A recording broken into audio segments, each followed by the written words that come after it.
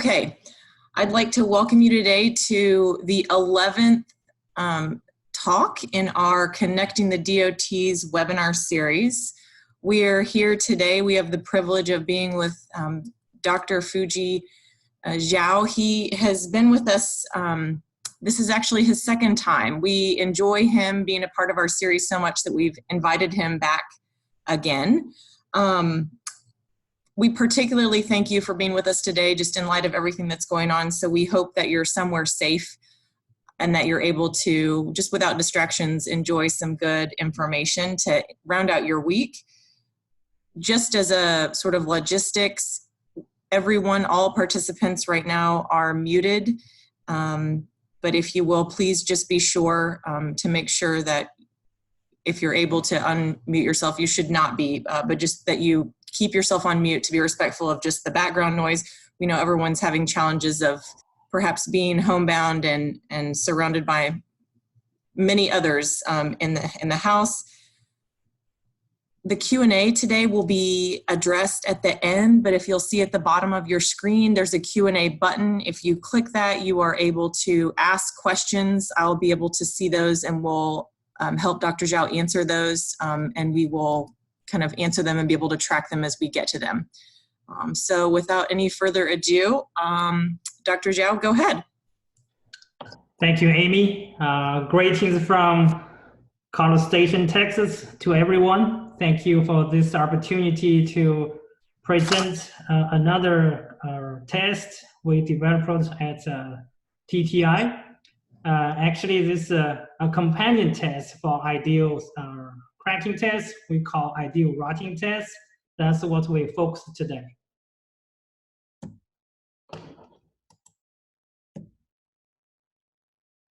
So here is the presentation outline. The first question we're trying to address, why we develop another rutting test since we already have many in the literature. So that's the first thing we're going to address. After that, we're going to talk about the whole development, the ideal rutting test or ideal RT, talk about the concept, test conditions, sensitivity, and repeatability about this test.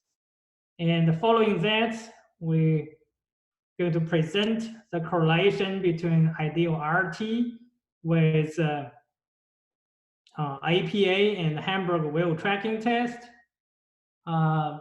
Then is field validation for the ideal RT.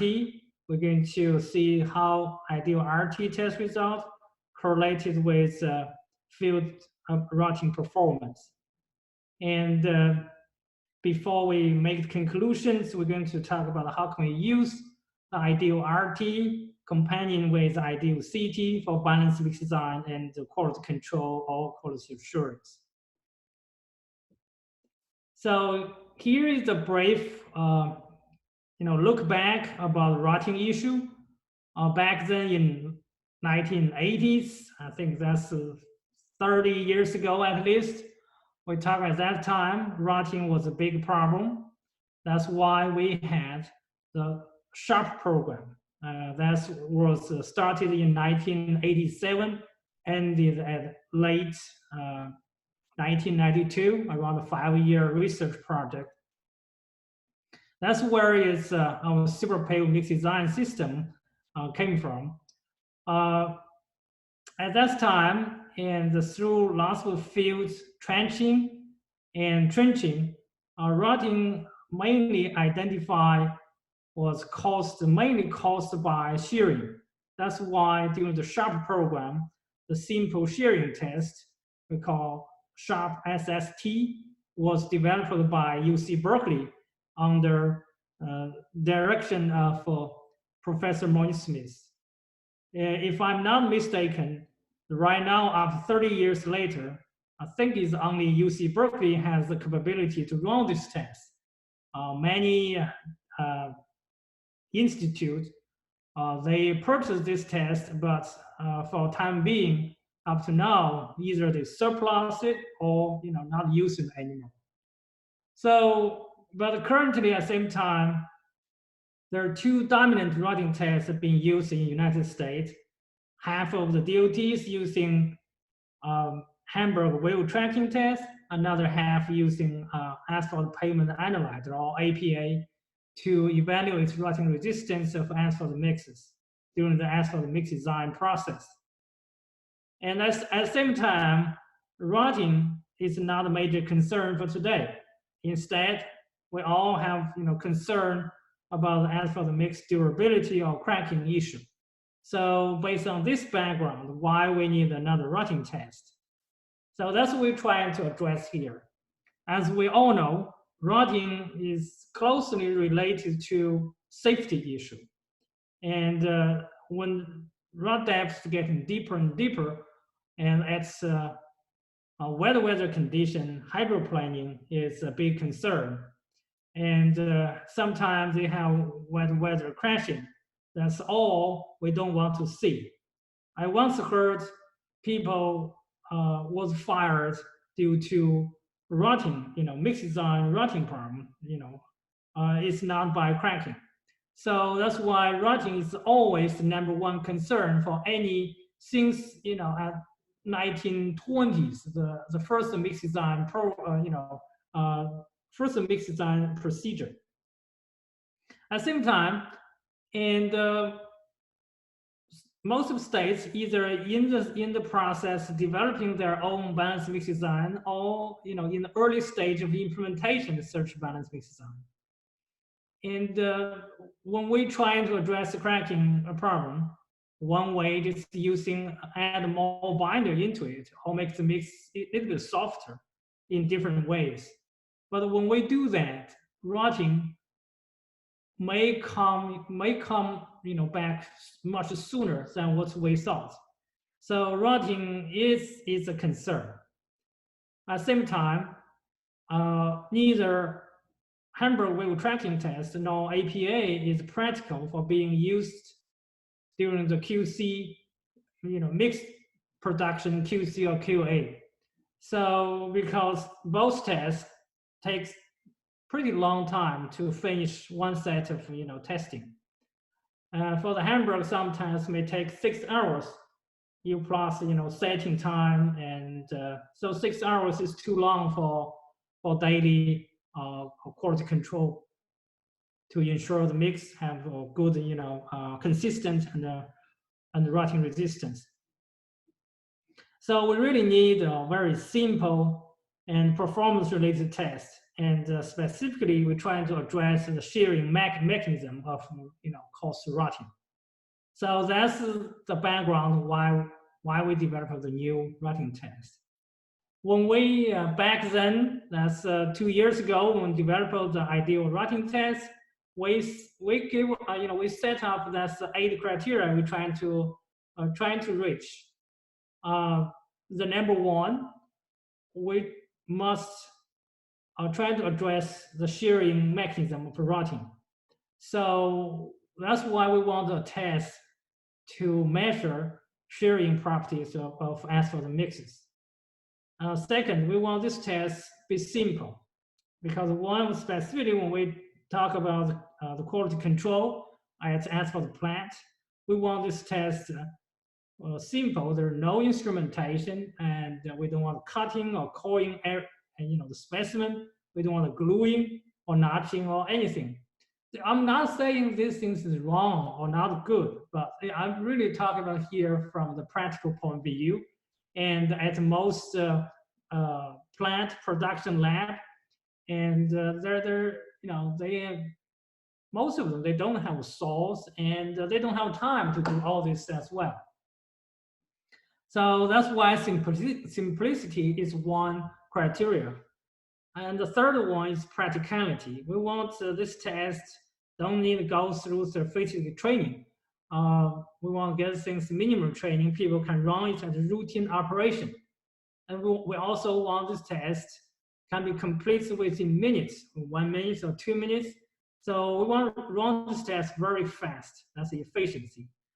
And the #5 is test equipment, the cost of test equipment. We want less than $10,000, or specifically we can use existing test equipment you already have. And that's what we're talking about using the both ideal CT, ideal RT, using the same test equipment. Another thing, when we're using for quality control or quality assurance purpose, repeatability is a very important factor.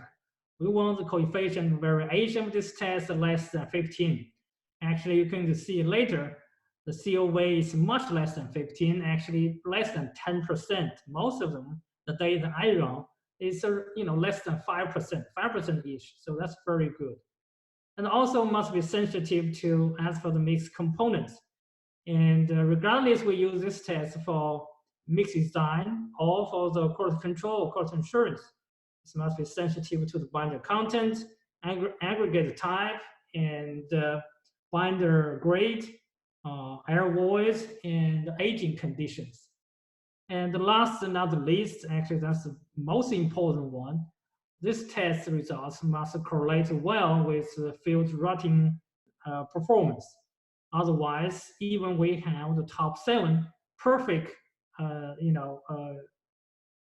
perfect repeatability, perfect sensitivity, all this stuff, still meaningless if not related to field performance. So that's the 8 total criteria we aimed at when we develop this test. So let's look at the concept ideal RT. Before I talk about ideal RT, I want to quickly review the ideal CT, because these two things is very close related, and the concept is very simple. For ideal CT, if you look at this fixture, I think every one of you is very familiar with this test. This is a simple IDT test and been used for half a century in the asphalt field. And basically, if you look at this test, you basically have a top loading strip, and at the bottom, you have one supporting loading strip. That's why we perfectly, with this fixture, have the top and the bottom support, and this is simplified stress, applied to a circle. Then you get this right side, that's the stress distribution. That's why in the specimen in the middle part, you get this tension. This is the blue line here. That's the tension stress. That's why we are saying you using this IDT or you call ideal CT is perfect for tension cracking or for cracking. Cracking is caused by tension. So, but remember, rutting is caused by shearing. With this test, there are no shearing stress, dominant shearing stress, at least. Tension still the main stress here. I personally run this test at high temperature as well. And again, if you look at if you watch carefully, still the cracking started first at the middle of the specimen, regardless of temperature. And then you have the top and shearing over there a little bit. So that's this test. The CT is for tension, is perfect for cracking. Then let's look at the ideal RT concept. Remember, ideal CT, you have one support at the bottom of the specimen. And for the CT, for the RT, basically we got this idea from 3-point bending test. If you look at this, I think we're also pretty familiar with this 3-point bending. When you have a loading atop the middle of the beam, and you have the 2 support at left and right, and we all know this have the bending, the tension at the bottom, and at the top I have compression. That's all we talk about when we talk about bending beam or bending 3-point bending test, beam test.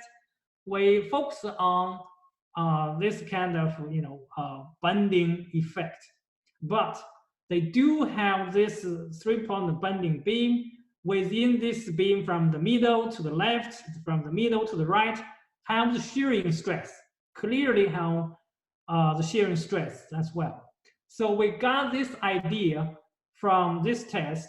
That's why how we came up with this ideal RT fixture concept. This, I like this picture. This is exactly the same ideal RT fixture concept. I like it because look at this, very looks much like a green apple. And when you apply a load and you have two support at the bottom, remember the only difference between the beam three-point bending beam versus this ideal RT fixture, we change the specimen. We're using a circular specimen, not beam anymore. We also have this two support become, the gap between these two support become much smaller. That's how we change the stress distribution. With this test, there are no any bending effect anymore because I have the free movement at the bottom here, and the main stress right now becomes shearing. From this top loading strip to the left support and to the right support, you have clearly two shearing band, and is symmetrical shearing band. So that's the basically ideal RT concept. When we compare it to the CT concept, the CT, ideal CT, has one support at the bottom, and with ideal RT, you have two support at the bottom. So that's the difference. This only difference from one support to change to one support to two support. The stress within the specimen, stress distribution, and stress completely change. And for the tension test, for the CT, the tension is the dominant stress. For this RT, shearing stress becomes dominant stress. Although the specimen size is same. So that's the ideal RT concept. Originally get from the three-point bending, we got to RT. So look at this test condition for ideal RT. If you look at this, this is the two fixtures on the right side, and again, this you can basically with the ideal CT fixture, we just change the bottom with these two support at the bottom. This is another way for the ideal RT and fixture. Well, let's look at the basic test specimen. Look, the specimen size is 150 millimeter diameter and 62 millimeter height. This is exactly the same size of specimen as the ideal CT. It's also exactly the same size of Hamburg wheel tracking test specimen. So remember, all the specimen sizes are exactly the same. Ideal CT, ideal RT, and Hamburg. So in terms of test temperature, we are recommending using the exactly same test temperature as Hamburg wheel tracking test. Since this is a high temperature trying to address rutting. In Texas, we're using 50 degrees Celsius, or you can use, at any other states, your state's test temperature. And in terms of loading rate, again, is exactly the same as ideal CT test, is 50 millimeter per minute. So this is a test specimen, the same as CT, same as Hamburg, and the test temperature, same test temperature and Hamburg wheel tracking test. Loading rate is exactly the same as the CT. So that's make this test is much more practical, because you can companion with Hamburg test or ideal CT test to address your rutting resistance, cracking resistance, and also moisture damage. So that's the basic thing we're talking about. At a later time, we're going to talk about how can we use these three tests for balance design and QCQA. Okay, that's the test parameter. What about the test, rutting parameter? That's the testing parameter. Here, this slide, we talk about rutting parameter. And when you run any, modes of loading with the same loading rate, and you get this typical stress or load versus displacement curve. In the beginning, you get the curve, the higher the displacement, you get an increase in the stress, then they peak, then they coming down. So what's this three, this curve telling us? How can we interpret this curve, related this curve to our rutting resistance? if you look at this curve, you can, basically divide this curve into 3 stages. I call it the non-damaged stage in the early beginning, and maybe 20 to until 40% ish, maximum load. Beyond that, I call deformation damage stage. Especially at a high temperature, you're going to have when you increase your load, you're going to see the specimen deform. Through this stage, deform stage, you have lots of permanent deformation, plastic displacement. So that stage until, I would say, at the peak load. So between the non-damaged stage, beyond the non-damaged stage to the peak load, I call deformation damage stage. After post-peak, this stage really is a cracking stage, regardless at the temperature, testing temperature is.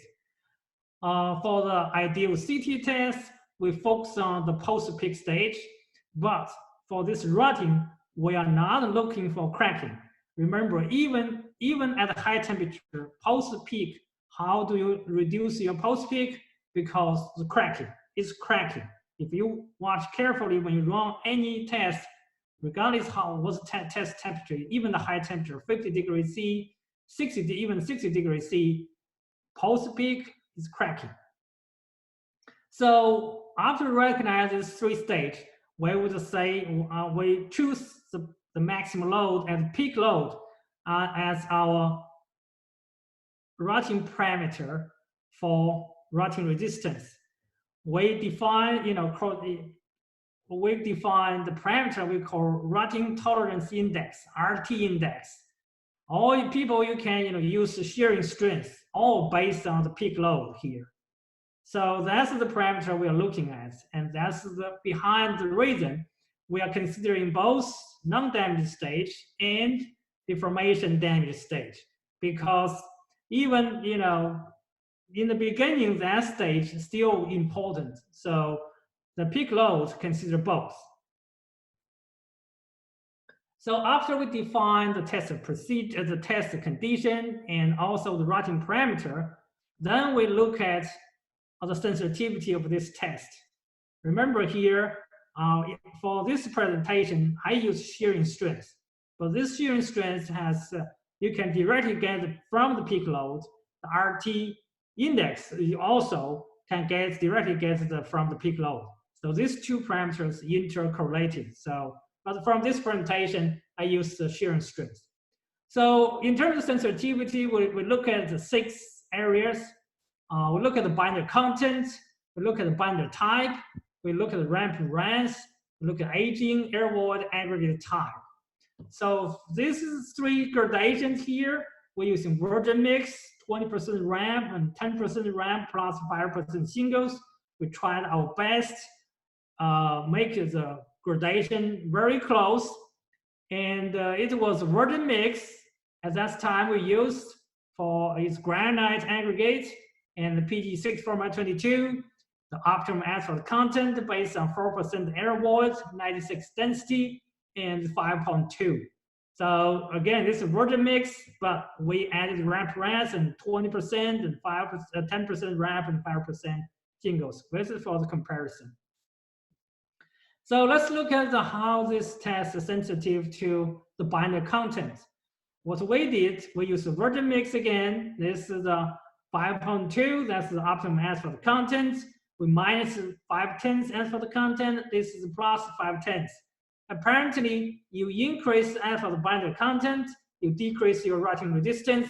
This parameter again, we use the shearing strength. And you using less asphalt content, you improve your cracking resistance. That's exactly what we expected. And the same thing, we look at the binder type effect. We keep the same gradation, you use the same virgin mix, same asphalt content, same aggregate, same gradation. The only thing we vary is binder type. We remember the original is PG6 format 22. Then we switch to 6 format 28. We also switch to PG70 and PG76 format 22. apparently, you're using stiffer binder, and 64-28 here has a lots of polymer modified binders here. So that's why even has the higher PG the same, the lower end is different. The 64-28 has better writing resistance as well, because as the polymer has bounce, you push the load, they bounce back, has much less permanent deformation out there. The next one we talk about increase, sensitivity to the rapid rise. And again, the left one, that's a virgin mix, a 6-22. I showed you the gradation out there with these 3 mixes. And we keep the total as for the binder content the same, 5.2. And then we, add 20% ramp. Again, increase the shearing strength, that's improved writing resistance. And then we, this one we're using 10% ramp, 5%, 10% ramp, 5% singles. Again, this is a big jump because we all know the 5% singles, but the singles have very high binder content, and also the binder itself is very stiff. So that's why we have much higher shearing strength. So again, this is what we expected as well. The next one is aggregate type. We keep the same gradation. It's a virgin mix, no wrap, no rest. We're using the same asphalt content, 5.2. The only two difference here, for this left one, that's the 100% granite aggregate. The right side, we use 60% granite. We replace some of the granite with 40% round gravel. As we reduce rutting resistance. So it's also sensitive to the aggregate type as well. And the next one, for the aging effect, we didn't use the the lab compact mix. We're using we got one plant mix from the field with 14% ramp with 6-28. We aged the mix in the oven for 4 hours. No, not say aging. Let's put the word say conditioning the loose mix in the oven for 4 hours, 8 hours, and 24 hours. Clearly, for more aging the mix or conditioning even longer, you get higher shearing strength, and that means you have better rotting resistance as well. So it's sensitive to the conditioning or aging. The next one is sensitive to the air void, where we have 4% air void and 7% air void and 9% air void. So we, apparently the higher the air void, you have the smaller shearing strength. So that's what we expected as well. That's why in the field, we need to compact the mix as much as possible. At the same time, avoid crushing the aggregates. So that's very important for air void as well. Again, for this investigation, we're using the same mix for the aging investigation as well. It's the plant mix, 14% ramp with 6-28. So that's the sensitivity. So this test procedure or this ideal RT sensitive to the binder content, binder type, ramp and rest, and aging, air void, so and the aggregate type. So this is the basic things we are often we do through the mix design process. And the next one, another important information is the repeatability. Look at here, for all these things we talked about previously, the sensitivity, all the mixes we listed here, that we gave the average shearing strength. We also gave the coefficient of variation with 3 replicas. If you look at this, the right side here, this right box here, I saw here the highest one at the bottom here is 6.7%. So most of them is less than 5%. So surely it's less than 10%. So that's another beauty with this ideal RT test. We have very good repeatability. And after we know this test, is sensitive to the mixed component, and very good, repeatable test results. The next thing we look at is how this test correlates with our two dominant Rutting tests. One is APA, one is Hamburg. So this slide shows the correlation between ideal RT with the APA. We have 18 mixes using with various aggregate types, various gradations, various binder grades, and different type of, different percent of ramp and RAS, some mixed with rejuvenators. All this mix also from different states as well. So we run this test. We run the APA at 64 degrees Celsius. We run ideal RT at 50 degrees Celsius. You clearly see this graph. The y-axis, that's APA rod depth. The x-axis, ideal RT test results. We're using the shearing strength here. Apparently, the smaller the shearing strength or the poor rutting resistance, apparently you get much higher measured APA rod depth here. And again, with rod depth with 2 millimeter after 8,000 passes, we got the largest shearing strength around 2.48 here. So and the R square is really 0.92. So that's what we have confidence. This test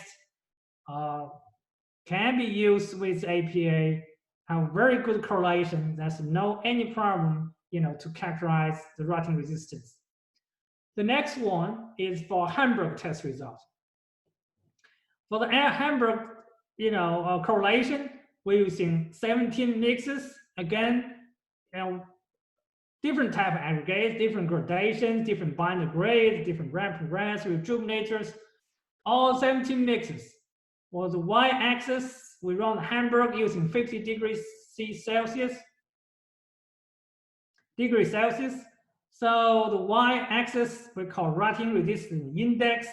The x-axis again is ideal shearing strength. Apparently have pretty good correlation, I would say. The R square is 0.89. And always remember, when we're talking about Hamburg wheel tracking test, they have two mechanisms going on at the same time. One is rutting, one is moisture damage. So I would say any test, if you have such good correlation, is 0.89, that's good enough, because we're talking about addressing both rutting and moisture damage. So again, through this both correlation with Hamburg and APA, I do have very good confidence to use this ideal RT for mixed design as well. And also you can base on these correlations like APA or Hamburg to get some preliminary accept criteria for your ideal RT. So that's all the information we can get from, that's what the reason we also run this correlation with the Hamburg test and APA test. And after, look at the correlation with lab tests, we also look at the correlation or kind of field validation to see how ideal RT test results compare with field rutting performance. We look at those, field test sections from 3 different places, from Texas field test section, from Main Road, and from West Track. Let's look at it one by one. This is 6 test sections in Texas on FM 468. The original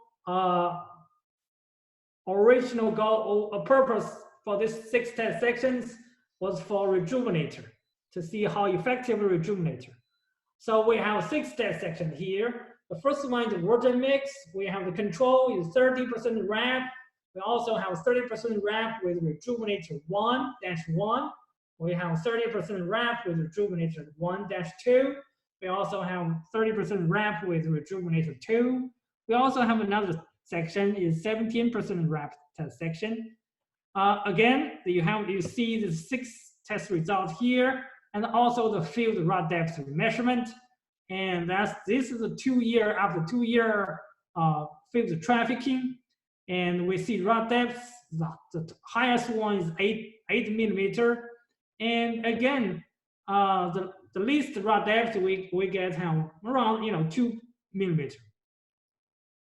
And we got very good correlation here. The R square is 0.86. Apparently, the higher the shearing strength you get in the field has much less rod depth. That's what we expected. That's what we see in here. And again, we're also using the 7 minerals 2008 test sections here. And these 7 test sections, we run the ideal RT test at 45 degrees Celsius. We didn't run at 50 because we consider Minnesota there, the temperature there is much cooler than Texas. Again, we have the field measured rod depth and the rutting after 8 years, as before they got 2016 test section, they removed the mixes. So you look like we have the highest rod depth is almost ½ inch. And again, the higher the shearing strength measured from ideal RT, you get much less rod depth. The last one, the smallest rod depth, around 4 millimeter, and has the highest shearing strength.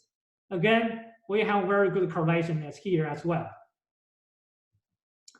And the last one, we're using 6 test sections from West Track and have different coarse gradation, fine gradations, and also different air void in the field, have different asphalt content. Again, we got overall the y-axis here, rod depth after their 2 years trafficking, and the highest rod depths we got very high around here, 35 millimeter here, but most of it is beyond 20 when the shearing strengths become much smaller. Again, with the increased shearing strength, and you get much smaller rod depth. So basically, this ideal RT has, we would say, have very good field correlation, with good correlation with field rod depth. So overall, this ideal RT is sensitive to the mixed components, has very good repeatability, correlated well with APA, and correlated very well with Hamburg as well, and has very good correlation with field rutting depth as well. With that, how can we use this test for balanced mix design, the QC/QA? And I'm proposing here for really true balanced mix design. Well, this here, I'm thinking we have 4 parameters to control, and we will control the air void. We control all the maximum density. We don't, during design, we don't want our air void less than 2% when we choose the asphalt content. So that is one parameter. The 98% density gave us the maximum asphalt content we allowed. So that's one limit. And then we have the rutting parameter is ideal RT test, is RT index, and use this test is another parameter to control the maximum asphalt content as well. Sometimes some mixes you may have, you can meet the RT requirement or any other Hamburg requirement or APA requirements, and asphalt content can beyond the 98 density. So that's why we want to set up an upper limit. And because in the field, if you doing the design, you choose asphalt binder beyond the 98 density, it's very possible you're going to have the bleeding in the field. So that's why we control the density is one parameter, rutting is one parameter with ideal RT test and RT index. For the cracking, we're using ideal CT here, and the CT index control the minimum asphalt content we have to use to avoid durability or cracking problem. At the same time, we use the moisture damage to control through the Hamburg wheel cracking test or some states, if they prefer, to use the TSR. Look at these 3 tests or 4 tests here, the CT, RT, and Hamburg. And we're really talking about exactly the same size of specimen. All these tests with 150 millimeter diameter and 62 millimeter height. So that makes the design and also QC consistent and also same. Much easier for technicians to mold specimen. We're not changing any size of specimen. So this is a fixture, RT fixture, CT fixture, this is Hamburg. So that's the ideal thing we're proposing here. Through this, you blend your binder, ramp binder, rejuvenator, this kind of binder blending side, and also you have your aggregates, blend all them together, do your volumetric, pick up 3 for the binder content. Remember, maximum binder contents, this 3 binder contents must less than 98%, less or equal. Then you run the 3, for each for the content, you mold 3 samples for CT and 3 for the RT. And then, based on your rutting requirement, cracking requirements, you get your balance zone. From this balance zone, you consider your construction tolerance, you choose your, maybe we call balanced asphalt content. At your balance asphalt content, you run your Hamburg test. Look, the Hamburg test takes much longer. That's why we're only checking, make sure my mix meets my moisture damage requirements, or some states, they combine moisture damage and rutting. Again, this is just to make sure your mix, before you go to job of mix Formula 1, have no problem with moisture damage. And it's another, using Hamburg, is another insurance to make sure you have no rutting problem. Then you go to job of mix formula, then you use the ideal CT and RT for your trial batch and QC QA. So with this framework, it's very consistent. You use, because through here, through this balance window or balance zone, you already know your CT requirement and RT requirement at the balance and for the content. You don't need to redo any CT RT correlation anymore. You already know during the mix design process using the same number as for the balance and for the content for your QC QA. So that's the beauty of this framework. And one more thing, and currently we are working with ASTM subcommittee D426 and to try to standardize this ideal RT procedure. We just submitted this draft, and so the procedure is also coming up very soon. With that, I give a very brief summary and conclusion. So you see the ideal RT has features, 8 features, you already mentioned so many times. It's simple and practical, repeatable, and sensitive, and good correlation with field performance, and good correlation with 2 existing rutting tests. And I have confidence, this have very good correlation with other type of, validates rutting tests as well. And it can be used for balanced mix design, the QC QA, and the ASTM standard is on the way. With that, I thank you very much for your attention. If I may, I can answer your any question you may have. Thank you very much. Thank you. Thank you so much. We actually have many, many questions. So we're going to kind of go through some with the remaining maybe 15 minutes that we have. And just for all the participants, if we do not get to your question, you obviously have Dr. Zhou's information here, and we'll be sending follow-up information. So you'll be able to have your question answered afterwards if we can't get to you right now. So just talk about how added elasticity was observed by the use of polymer or highly polymer modified binders. You were discussing this when you were talking about shear strength as a parameter. So they go on to ask, depending on binder formulation, can such material lower shear strength or change elasticity or rut resistance?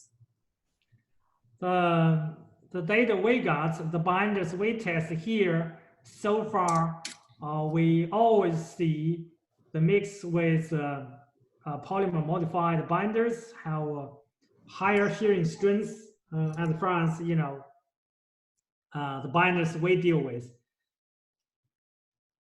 Perfect. So were the APA tests that you discussed, were those run wet or dry for the correlation with the RT tests? Always dry condition. Always dry, okay. Talk about, let's see. Could an agency consider waiving maximum density requirement of 98% for subsurface layers where friction is not a concern? I would recommend keep the maximum 98 density, because you beyond that, even if you pass your rutting test, regardless Hamburg or APA or any other, you know, rutting test, and potential bleeding is still a big problem. So that's why we set the 98 density is the maximum we can go. Don't want beyond that.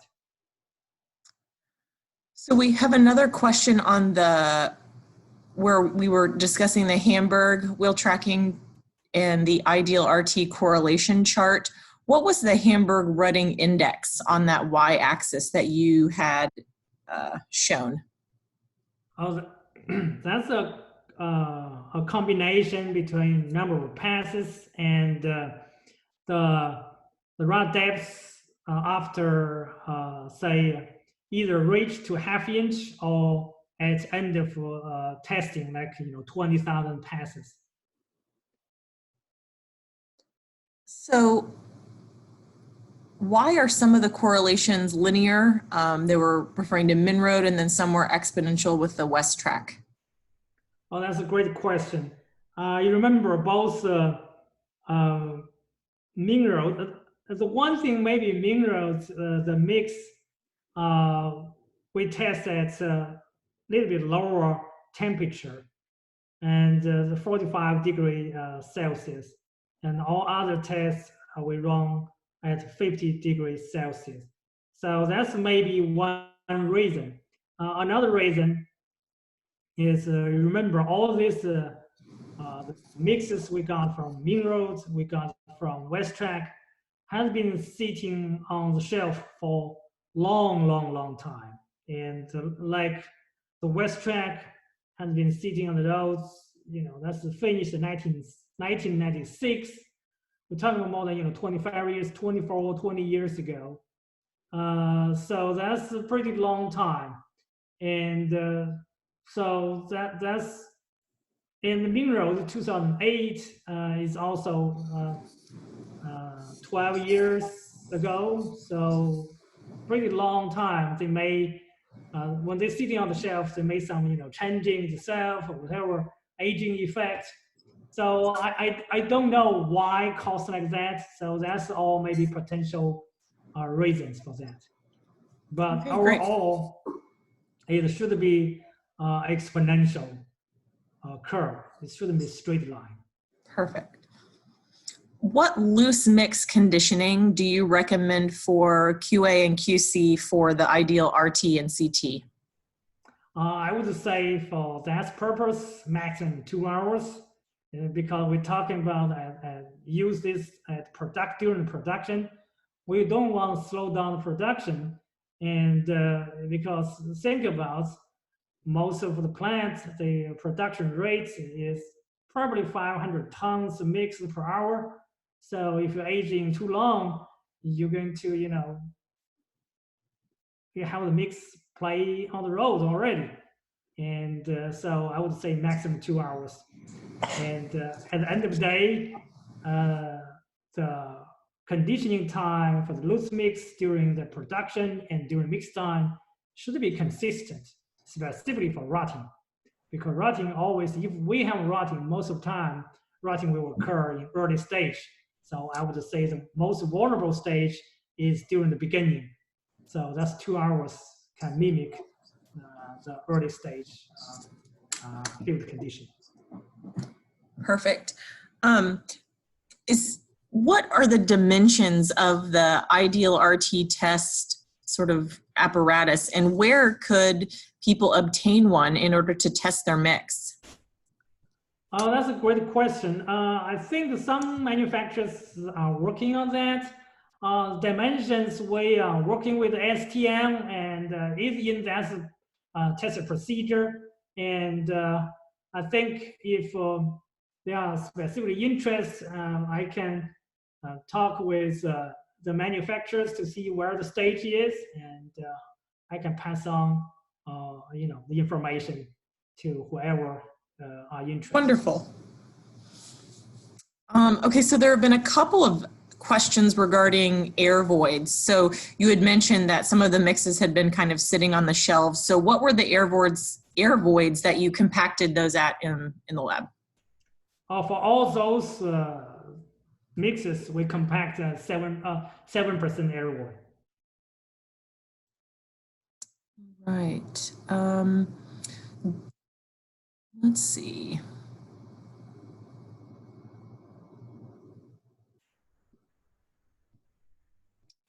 Okay.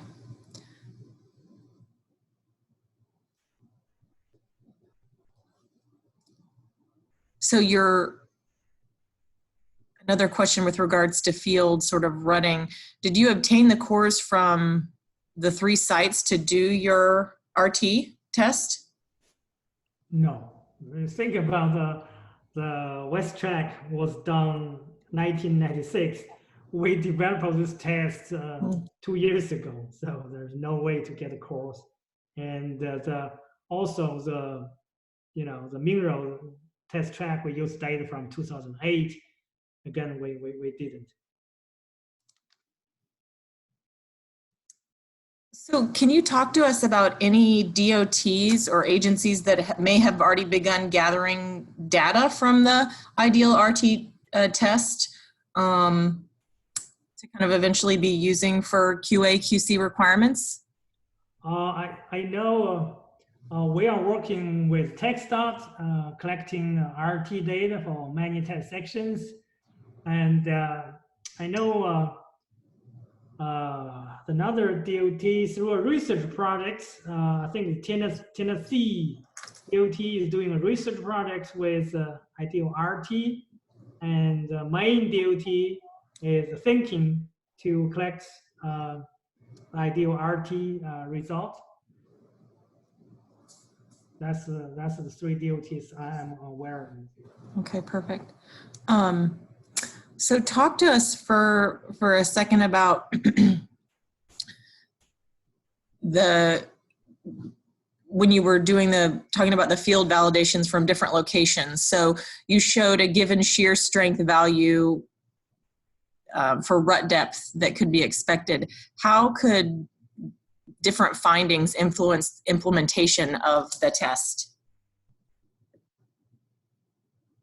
Different findings. Could you please repeat the question? Yeah. So the question here is just the field validation from different locations showed for a given shear strength value, different magnitudes for rut depth that you could expect. So how could those findings influence the actual implementation of the test? Oh, that's you remember the goal for field validation, just to make sure the test have good correlation with field performance. Again, the mix, except the mix we got from Texas, all other mixes, either from minerals or from West Track, have been sit on the shelf for years. So that's a correlation. We cannot directly use those correlations. And that's just to show they do have a correlation between the lab and the field, but the exact correlation will change for different states for different mixes. So if you're really trying to establish a criteria based on your RT index or shear strength versus field rut depth, you have to do your own field test section, sample the mix during production, and monitoring the field performance. Or you can base on the correlation between the APA versus RT and or Hamburg versus RT. So that's some information I would say you need to collect first before you establish your own criteria. Perfect. We have actually had this question a bit, but maybe you could speak to it. The name IDEAL RT, what does the IDEAL stand for in that? Does IDEAL stand for something? Not really. We just, to matching ideal CT. The ideal basically, when we say the test is kind of, nothing is perfect. We call the ideal, and we just they meet the 8 criteria. That's the reason we call it the ideal. And if you meet this 8 criteria, you have repeatability, simplicity, practicality, all this stuff. So that's the reason we call ideal. Nothing special. Super. The rest of our questions continue to be just more technical. So what I'll probably do, just to respect time, is go ahead and summarize those. And if you want to put out any additional comments, Dr. Zhou, you can afterwards. But I just want to thank everyone who has joined our presentation today and let you know that we will have your, if you entered your name and email address when you entered the webinar, we will have your contact information, and we will be happy to provide certificate of completion for you to use for continuing education or credit hours. So you will see those probably within the next week. We'll follow up with those. And we thank everyone for joining and attending today. We will make sure that all these additional questions get answered. We hope you have a great weekend, and we look forward to hosting you on our next webinar. Thanks so much, and have a super afternoon. Thank you all.